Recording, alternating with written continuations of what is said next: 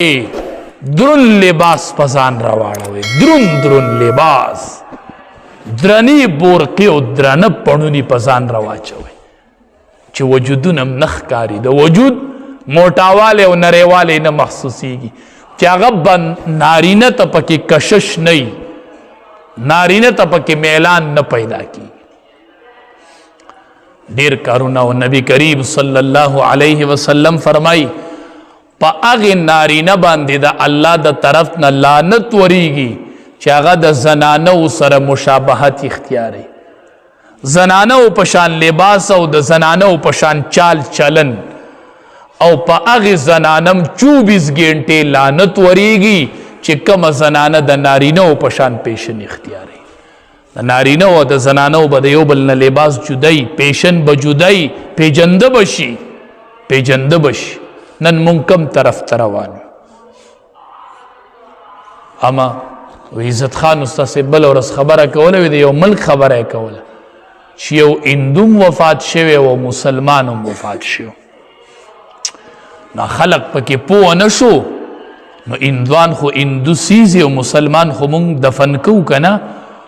نو وی د هغه مسلمان د هغه هندو په ځای هغه مسلمان وسیزو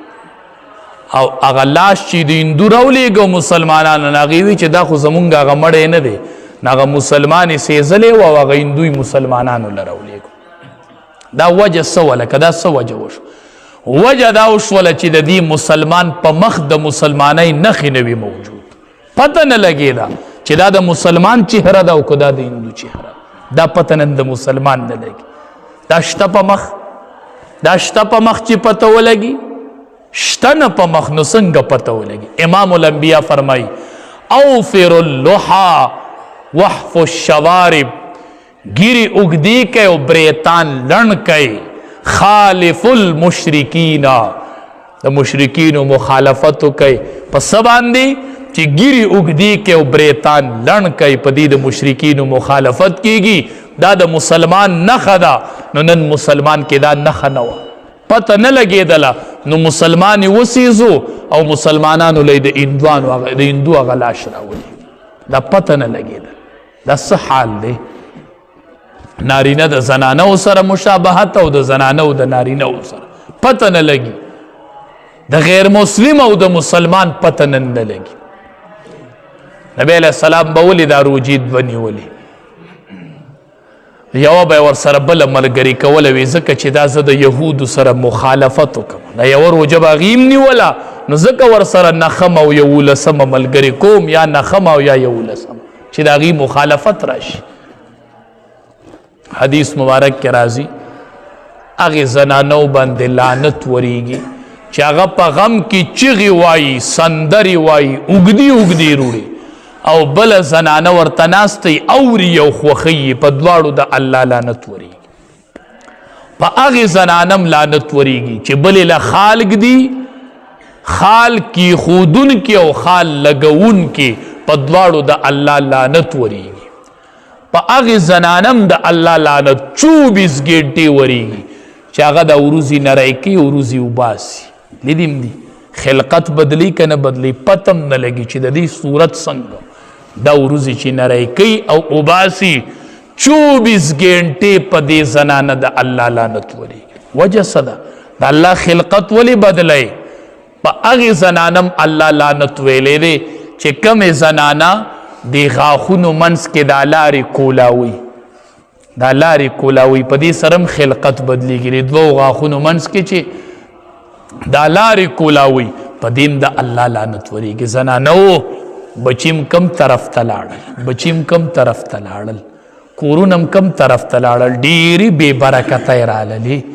ډیری بے حیا را دند شولې ډیر کورونو د امن او د سکون ژوند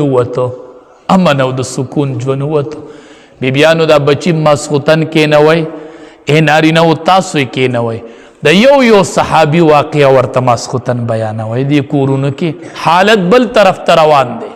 یو عالم وی سکول کې می واړه او درول وی تب س جوړېږي ته یو الګ پکې ودرې دوی چې زب صحابي جوړېږي مې چې بچاست صحابي پیجنې صحابي خو چې نبی علیہ السلام لیدلې پاغی ایمان راوړی او په حالت د ایمان کې د دنیا نه تلی ما ته وی چې نورې نه پیژنما خو کور راته هر ورځ هر شپه د صحابي قصه بیانېږي جو په صحابو مین شوی ما ځکه وی چې صحابي به جوړېږم نن ته د بچو نه تپوس کوئ څه به جوړېږي څه به جوړېږي یقین وکئ چې تباهۍ طرف ته روان یو تاسو نن د ځوانانو دا ګیرې ولیدلې دا ډیزن هم پکې ولیدلې قسم په الله چې یریږم هم دا کور رړتو نشي چې په کم کور کې داسې ځواني ای ځوانه دا جولی درته داسې خوراکم مینت درته وکمه دا علما در پسې ټول راغونډ کمه په خپو دې پرېوځو چې ته چې په دې کې دا نخرې کوي تا کتلی دي چې د 1,24,000 پیغمبرانو په یو ځای د هغې سنتو مذاق ته اوړه کو ته لا په کور کې ناسې پلاره ته داسې زوی کور کې پرېږدې ځوان دا کور رړتو نشي چرته د کور نه به د بېدینۍ اډه جوړه شي اډه دا ته څه کوې بچیا وای په کم طرف روانې ما ورکوي دا مور دې ورکوي دا بچي ورکوي دا خاندان ورکوي ته چې دا قینچي رالی او د 1,24,000 پیغمبرانو د سنتو په یو ټیم مذاق اړاوی زه به خدای له جواب څه ورکوم ته به میدان محشر کې څنګه د پیغمبرانو مخې له ورځي ته به د امام الانبیا مخې له ورځي مخامخ کېږي به نو چې تا دا توهین کړی دا ګورې توهین دی دا مذاق دی مذاق توبې تې وباسو توبې بچو ته کورونه کې واقعات بیانوئ حدیث مبارک کې راځي چې کم سړی سحر سنت په کور کې کوي دا صحیح حدیث دی د دې معمول شروع کوي کور کې لږ اعمال شروع کوي چې کم سړی سحر سنت په کور کې کوي او دسو کې سنت کور کیو کې او جمعات ته فرض مانځل راشي وای چې کم سړی مستقل سنت سحر په کور کې کوي نو یو به الله د رزق فراخه کوي په دې کور کې به رزق فراخه کوي په دې کور کې به د رزق تنګي نه راځي زه نه وایم امام الانبیا فرمایي دویم په دې کور کې به جګړې کمې شي د ښځې خاوند دا اختلافونه نه دي دا جګړې نه دي دا به کمې شي چې کم سړی کور کې مستقل د سحر سنت کوي دریم